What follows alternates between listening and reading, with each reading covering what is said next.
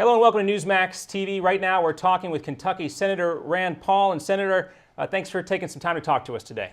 Glad to be with you. Well, I know you've been out front today talking about your concerns regarding the unintended consequences of the Supreme Court ruling on the Affordable Care Act. I want to talk about the effect that you think this is going to have on states, specifically with their exposure to additional Medicaid costs. It's long been my contention and my main opposition to Obamacare, other than the constitutional arguments, which I think it's still unconstitutional despite what the majority has ruled. My contention has been that millions of Americans are going to lose their private insurance. Why? Because business will say, well, if I pay a $2,000 fine, I can dump them onto the health exchange, which ultimately may mean Medicaid for these folks. And the Congressional Budget Office estimated as many as 20 million people might lose their private insurance and go on to Medicaid. And then some others, McKinsey Group, said it could be 50 to 60 million people could lose their private insurance and go on to Medicaid. The problem is Medicaid's paid for by the taxpayers.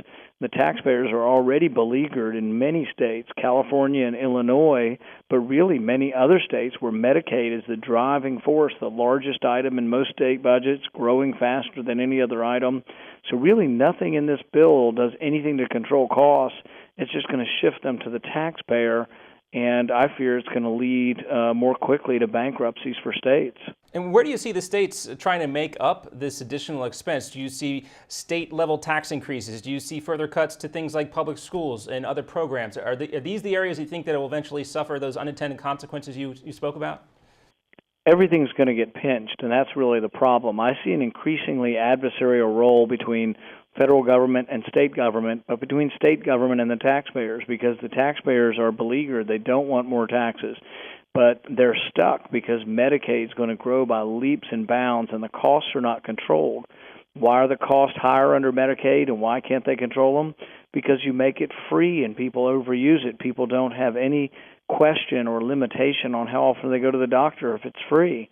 And that's the whole problem behind socialized medicine, or any kind of thing that the government gives for free. It gets overutilized, drives up the price, and then the expenditures to society at large are much larger because no one really makes a consumer decision when they go to the doctor. And I want to get your thoughts also when you started looking at the decision and it started to soak in, and you saw that Justice Roberts actually sided with some of the more progressive and liberal members of the bench. Tell us what your thoughts were and your reaction to Justice Roberts' decision.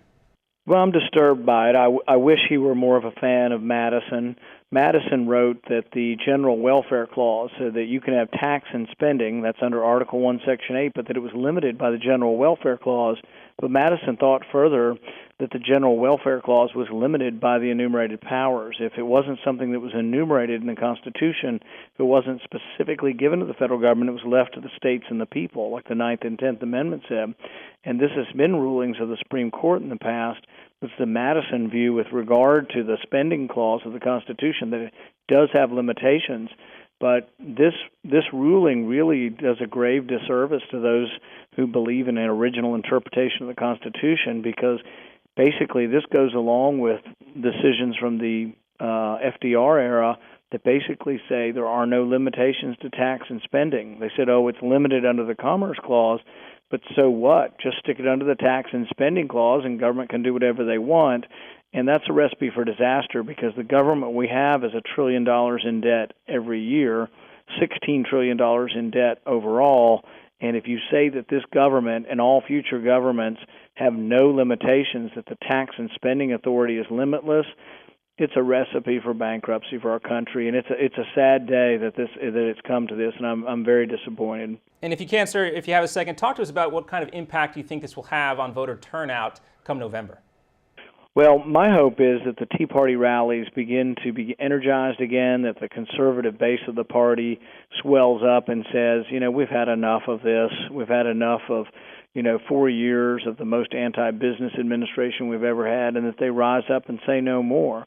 So my prediction is that this ruling, as bad as it is, will galvanize the conservatives, galvanize the conservative base, and get them out to elect, a Republican nominee that basically has said on day one he'll give a waiver not to his friends, not to his big donors, but to all 50 states.